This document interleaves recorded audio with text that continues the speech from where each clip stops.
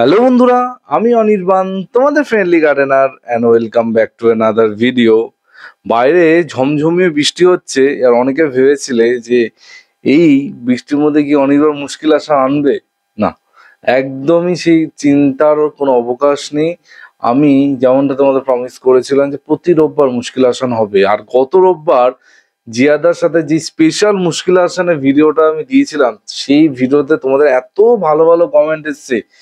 আর অনেক বন্ধুরা চাইছে প্রতি রোববার যেন আমি জিয়াদার সাথে মুশকিল আসানের একটা ভিডিও করি। দেখো, সেটা হয়তো সবসময় পসিবল হবে না, কারণ জিয়াদা ব্যস্ত মানুষ, অনেক কাজে ব্যস্ত থাকে জিয়াদা। আর একটা কথা আমি সবসময় তোমাদের যেটা বলি, যে ভালো জিনিস মাঝে মাঝে হলে দেখবে ভালো লাগে, রোজ হলে কিন্তু ভালো লাগবে না। এইরকমই জিয়াদার সাথে নিশ্চয়ই ফিউচারে মুশকিল আসান শুট হবে। আরো হয়তো তোমাদের অনেক পরিচিত মানুষদের সাথে মুশকিল আসান শুট হবে, কথা দিচ্ছি। তো আজকের মুশকিল আসান পর্বটা শুরু করা যায়। বাইরে বৃষ্টি হচ্ছে, যেমনটা বললাম নিম্নচাপ একটা হয়েছে, শুনছি তো আরো 1-2 দিন নাকি এটা হবে। তো সেই নিম্নচাপের মধ্যেই আজকে প্রথম যে প্রশ্ন যে দিদি করেছে, তার নাম হচ্ছে ডলিদি। ডলিদি জানতে চেয়েছে তার মুসান্ডা গাছের পাতার ডগাগুলো কেমন পচে পচে যাচ্ছে, কি করতে হবে। মুসান্ডা গাছের পাতার ডগাগুলো পচছে, বা সেম জিনিস অন্যান্য গাছেও দেখতে পাওয়া যায়। এবার তোমরা অনেকে বলতে হতো যে অনির্বাণ, আমি তো ফাঙ্গিসাইড স্প্রে করছি, আমার মাটি ড্রেন আউট হয়ে যাচ্ছে, জল ড্রেন আউট করে দিচ্ছে, মাটি একদম ওয়েল ড্রেন সয়েল বানানো, তাহলেও কেন হচ্ছে?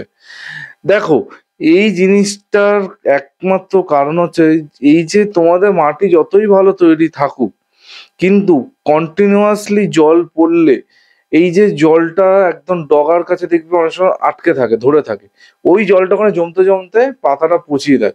এটার কি বলবো, এটার কিছু উপায় নেই এটাকে দূর করা।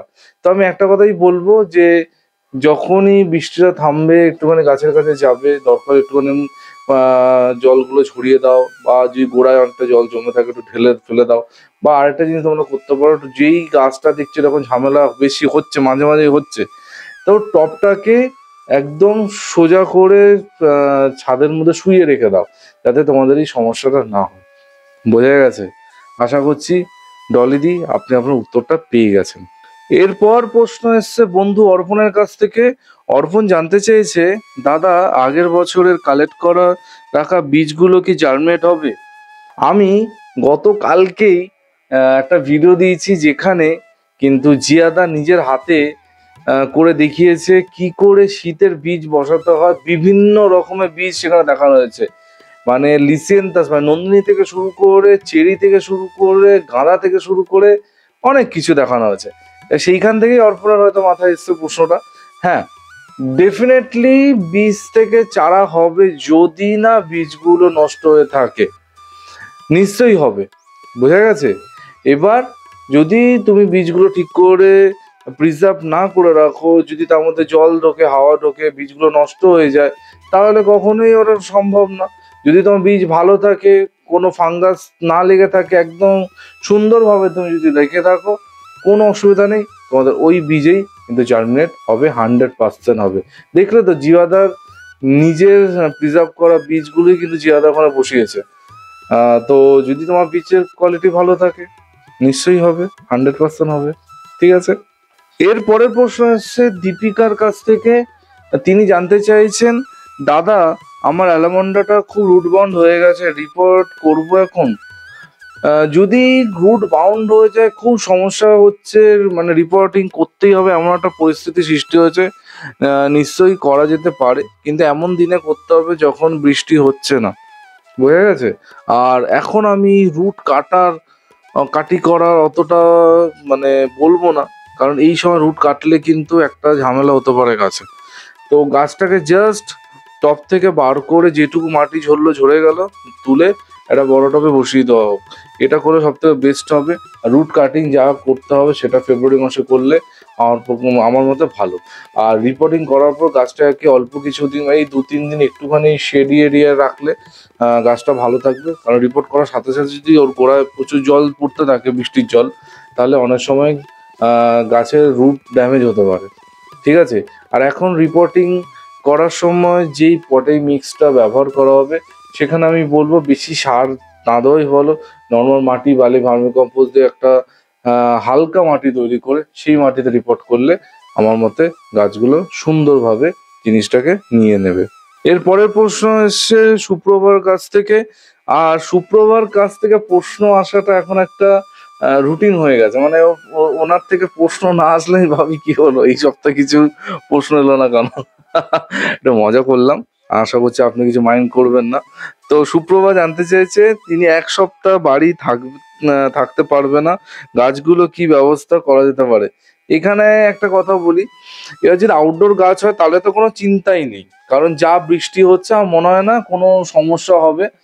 আর ইনডোর গাছের ক্ষেত্রে যেটা করা যেতে পারে যে পুরোনো খবরের কাগজ, সেই খবরের কাগজগুলোকে ভালো করে জলে ভিজিয়ে সেগুলো গোড়ায় দিয়ে যাওয়া যেতে পারে। H2O ট্যাবলেট পাওয়া যায়, H2O ট্যাবলেট অনলাইনে কিনতে পাওয়া যায়। সেই এক একটা ট্যাবলেট যদি গাছের গোড়ায় মানে চেপে দিয়ে তার মধ্যে জল দিয়ে দেওয়া হয়, তাহলে ওই ট্যাবলেটটা কি করবে, জলটা অ্যাবজর্ব করে স্টোর করে রাখে, আস্তে আস্তে ওটাকে রিলিজ করে, গাছগুলো ভালো থাকে। অনেকে আবার কি করে, যেটা বড় পাত্রের মধ্যে জল নিয়ে সেটা একটা উঁচু জায়গায় রেখে সেখান থেকে দড়ি দিয়ে দড়িটা চুবিয়ে তার মধ্যে সেই দড়িটা টবের মধ্যে দিয়ে দেয়, যাতে ওই দড়ি দিয়ে চুইয়ে চুইয়ে জল ঘোরে আসে। এগুলো কিন্তু সব ইনডোর গাছের জন্য বলছি, আউটডোর কিন্তু না।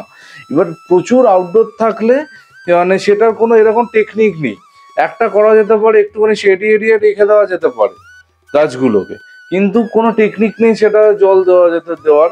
হ্যাঁ অবশ্যই এখন তো হাইড্রোপনিক সিস্টেম আছে, আর নিশ্চয়ই সেটা আপনি 1 সপ্তাহের জন্য যেহেতু থাকছেন না, 1 সপ্তাহের জন্য নিশ্চয়ই হাইড্রোপনিক ওই সিস্টেম লাগাতে যাবে। তা আমি বলবো আউটডোর গাছে এখন মনে হয় না সমস্যা হবে, কারণ যে পরিমাণে বৃষ্টিপাত হচ্ছে। আর ইনডোর গাছে যেই যেই জিনিসগুলো বললাম এগুলো করা যেতে পারে, কোনো রকম অসুবিধা আমার মনে হয় না হবে। এর পরের প্রশ্ন আছে রীতাদির থেকে। রীতাদি জানতে চাইছে যে অর্কিড গাছগুলো কি হ্যাঙ্গিং করবো।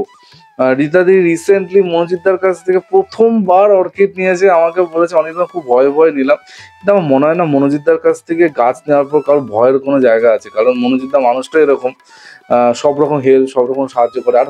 আর অর্কিড নিয়ে আমার আর মনোজিৎদার এত ভিডিও আছে, মানে ভয় পাওয়ার কোনো জায়গাই নেই। তো রীতাদি সেই ভয়টাকে ওভারকাম করে নতুন দুটো অর্কিড এনেছে। তো রীতাদি বলছে যে অর্কিড গাছগুলো কি হ্যাঙ্গিং করতে হবে।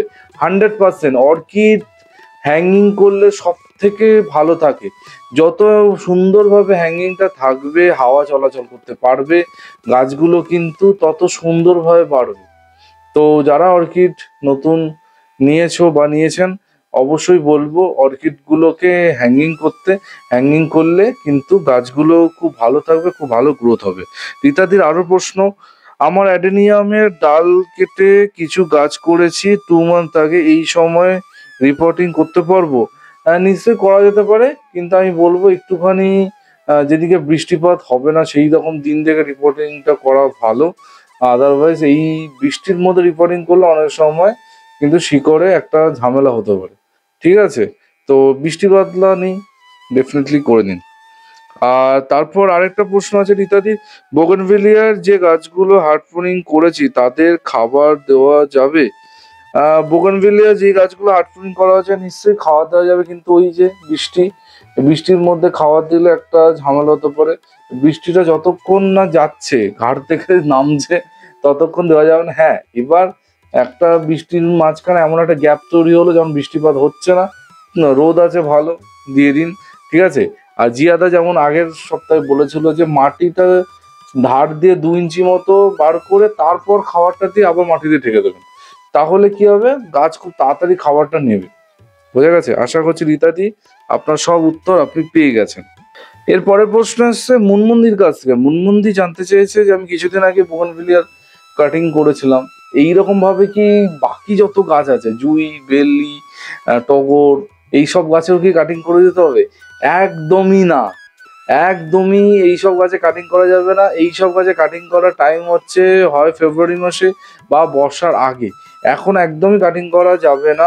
বেলিজুই গাছের একটা স্পেশাল কাটিং করার সময় আছে, যেটার উপর আমি ডেফিনেটলি ভিডিও করব, কিন্তু এখন কোনো কাটিং করা যাবে না। আর খাবার নিশ্চয়ই দেওয়া যাবে, কিন্তু বৃষ্টির মধ্যে দেওয়ার উপদেশ আমি দেবো না।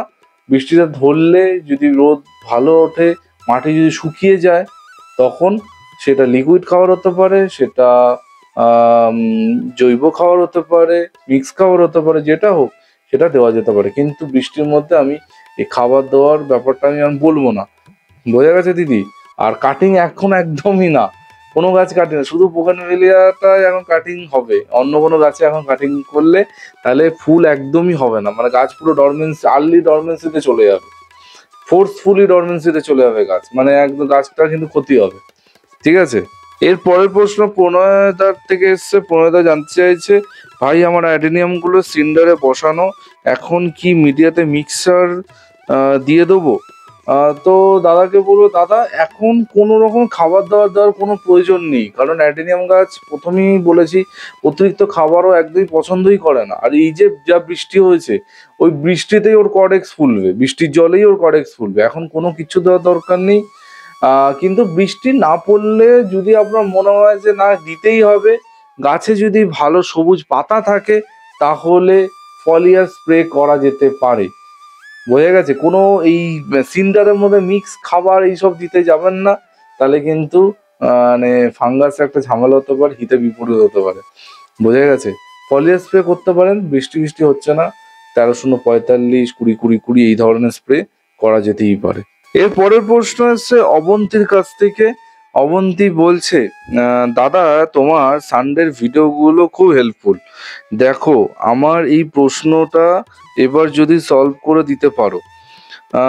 ঝোঁকের মাথায় নিয়ে এসেছি, কিন্তু চন্দ্রমল্লিকা নিয়ে আমার কোনো আইডিয়াই নেই, জাস্ট দেখে ভালো লাগে।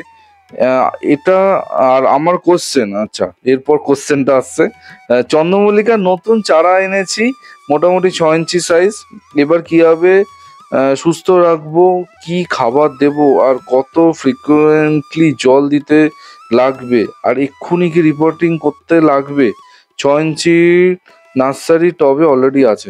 তো অবন্তীকে বলবো, অবন্তী এর উত্তর কিছুদিন আগেই রবিদার ভিডিও আমি সে মার্চ মাস থেকে করছি, যাবতীয় পটিং, খাবার দেওয়া, জল দেওয়া, মানে A to Z সব কিছু কিন্তু ওই ভিডিও প্লেলিস্ট দেখলেই চোখের সামনে ভেসে উঠবে, আমাকে কিচ্ছু জিজ্ঞেস করতে হবে না। আমি বলবো একবার চন্দ্রমল্লিকা 2024-এর যে প্লেলিস্ট বানানো হয়েছে, সেই প্লেলিস্টটা একবার তুমি দেখো, দেখার পর যদি তোমার মনে হয় যে কোথাও বুঝতে পারছো না, আমাকে অবশ্যই প্রশ্ন করো, আমি উত্তর দেবো।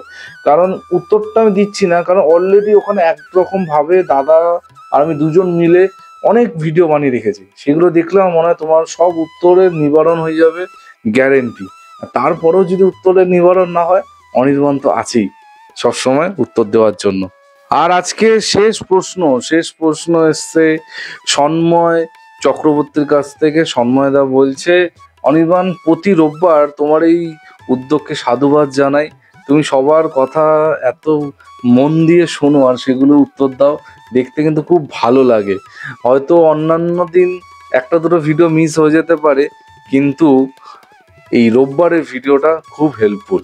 আর একটা কথা না বলেই থাকতে পারছি না, হয়তো তোমার চ্যানেলে নার্সারি ভিজিট রোজ আমি দেখতে পাই না, কিন্তু যেগুলো আসে প্রতিটা জুয়েল, আমি রিসেন্টলি গোগ্রিন থেকে কিছু গাছ এনেছি, তাদের যেমন বিহেভিয়ার সেরকমই সুন্দর ভাবে গাছগুলো আমি পেয়েছি। Thank you so much. এবার আমার প্রশ্ন হচ্ছে, গোগ্রিন থেকে আমি কিছু বোগানভিলিয়ার চারা এনেছি, সেই চারাগুলো কি এই বৃষ্টির মধ্যে রিপোর্টিং করে দেবো? যদি একটুখানি বলে দাও খুব ভালো হবে। আর তুমি এইভাবে এগিয়ে চলো, আশা করছি ফিউচারে আরও এরকম দারুণ দারুণ ভিডিও তুমি করে যাবে। থ্যাংক ইউ সো মাচ দাদা। সবসময় চেষ্টা করি কোয়ালিটি ভিডিও প্রোভাইড করতে। আর মানে মানে কি বলবো, মানে আমি একটা জিনিস মনে করি, কোয়ালিটি সব কোয়ান্টিটিকে সবসময় বিট করে দেবে। মানে আমার জিনিস কম বা আমার ভিডিও সংখ্যা কম, তার কোয়ালিটি আমি সবসময় চেষ্টা করি সবসময় টপ ক্লাস করতে, অল্প করব কিন্তু ভালো করব, পরিষ্কার কথা। আর সেখানে আমি যাদের সাথে কাজ করি তারা সত্যি সেরকমই মানুষজন, সেই জন্যই আমি তাদের সাথে কাজ করি। আর এত সুন্দর কমেন্ট করার জন্য থ্যাংক ইউ। আর হ্যাঁ, আপনি এবার যেটা বলেছেন, এবার কি বোগানভিলে এনেছেন সেটা আমাকে বলেননি যেহেতু, কিন্তু আমি তাও বলবো এই বৃষ্টির মধ্যে এখন রিপোর্টিং করতে না, গাছগুলোকে একটু শেড এরিয়া রাখুন, মাটি শুকোলেই জল দিন, আর গাছগুলোকে একটা খালি টবের মধ্যে বসিয়ে রাখুন, মানে যাতে গাছগুলো সোজা দাঁড়িয়ে থাকে, মানে শুয়ে টুয়ে যাতে না পড়ে। আর বৃষ্টিটা ধরলে তখন গিয়ে আপনি রিপোর্টিং করবেন। আমি বলবো শুরুতে যেহেতু ছোট গাছ, নর্মাল সয়েলে রিপোর্টিং করবেন, তারপর গাছগুলো যেরকম বড় হবে ওভাবে খাওয়ার দেবেন। বোগেনভিলিয়া আমার প্লে লিস্ট বানানো আছে, আশা করছি আপনি জানেন সেই ব্যাপারে। তো সেখানে যাবতীয় ইনফরমেশন দেওয়া আছে, সেই ভিডিওগুলো দেখুন, নিশ্চয়ই উপকার হবে। এইভাবেই সাথে থাকবেন, চেষ্টা করব মানে অনির্বাণ সবসময় চেষ্টা করবে যাতে আপনাদের উপকারে লাগতে পারি, আপনাদের ভালো আসতে পারি। সেই চেষ্টাই প্রতিদিন সকাল 11টায় করি, যাতে একটা ভিডিও যেন এমন মনে না হয় যেটাই কি দরকার ছিল এই ভিডিওটা করা। ঠিক আছে, এরকম কিছু আমি করি না। আর এইভাবেই সাথে থাকবেন, সামনে আরো অনেক অনেক চমক কিন্তু অপেক্ষা করছে। তো এই ছিল আজকে প্রশ্ন উত্তরের ডালি। যত প্রশ্ন এসছে আজকে করে, মানে তোমরা করেছো, সব উত্তর তোমরা নিশ্চয়ই পেয়ে গেছো। আর আরো তোমাদের মনে যদি প্রশ্ন থাকে অবশ্যই কমেন্ট সেকশনে কমেন্ট করো। তোমাদের যাবতীয় প্রশ্ন উত্তর সামনের সপ্তাহের মুশকিল আসানে এইরকমই ভিডিও করে দেবো। সবাই সুস্থ থাকো, সবাই ভালো থাকো। আর যা বৃষ্টি হচ্ছে আর বর্তমানে আমাদের যা পরিস্থিতি, যা অবস্থার মধ্যে দিয়ে যাচ্ছি, সত্যি মন তো ভালো নেই, কিন্তু তার মধ্যেও কাজ তো আমাদের করতেই হবে। কাজ করব, কিন্তু কাজের সাথে সাথে বাকি জিনিসগুলো কিন্তু সমান্তরালে চলতে থাকবে, থেমে আমরা থাকবো না। আমাদের কণ্ঠ কিন্তু সবসময় বিকশিতই হবে। এই বলে আজকে ভিডিওটা এখানেই এন্ড করছি। কালকে ঠিক সকাল 11টায় আবার একটা নতুন ভিডিওর সাথে চলে আসবো।